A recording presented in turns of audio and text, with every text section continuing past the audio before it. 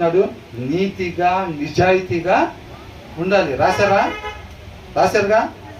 తర్వాత ఏమంటున్నారు? And to speak the truth. ఏంటంట? సత్యమే మాట్లాడాలి అని అంటున్నారు. అర్థమవుతుందండి? ఈ 30 వీటి గురించి చెప్తున్నారు అన్నమాట. ఎక్కడున్నా సరే నీతిగా నిజాయితీగా. 2 రోజులు ఒకవేళ ఫెలోషిప్కి రాకుండా ఊరు వెళ్ళాల్సి వచ్చింది అనుకోండి, ఊర్లో ఉన్న ఏముండాలి? ఎలా ఉండాలి? నీతిగా. అట్నుంచి కంపెనీ పని మీద బొంబాయి పంపించారు అనుకోండి ఒక 1 రోజులు, ఎలా ఉండాలి? నీతిగా నిజాయితీగా.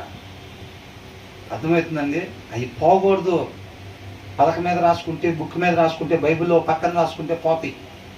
బైబిల్ పోతే దాంతోపాటు మొత్తం పోతాయి. హృదయం మీద రాసామనుకోండి ఏమైంది?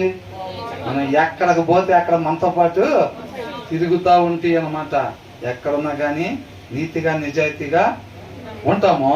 అంత మాత్రమే కాదు, and to speak the truth అని అంటున్నారు. సత్యమే మాట్లాడాలి. ఏం మాట్లాడాలంట? సత్యమే మాట్లాడాలి. మనం ఎక్కడున్నా సరే, ఏ పరిస్థితి అయినా సరే. బ్రదర్ మీరేముంది, ఎవరు కనపడకుండా రేపుల మధ్యలో చెప్తున్నారు, బాగానే ఉంది. బయట ఎవరినో తన్నారు లేకపోతే ఏదో చేశారు అనుకోండి, మనం చూసామనుకోండి, మనల్ని అడుగుతారు. అవునా? అడిగితే మనం నిజం చెబితే ఏమైంది? ఆయన శిక్ష పడిద్ది. ఆయన తర్వాత మన సంగతే. పరిస్థితి అంతే ఉంటుంది. ఒకవేళ నిజంగానే అట్లాగా మనకు ముగింపు పడాలనేది దేవుని చిత్తం అయితే ఏం చేద్దాం? పన్నీయాలంతే. అట్లాగా ఆయన మహింపరిచే వరంగా ఉండాలి. అంతేనా కదా? అవునా? సిద్ధమేనా? ఎంతమంది సిద్ధం?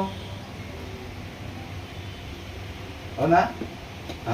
కాబట్టి ఏంటంట, ఎక్కడున్న పరిస్థితి ఏంటనేది కాదు, సత్యమే మాట్లాడాలి.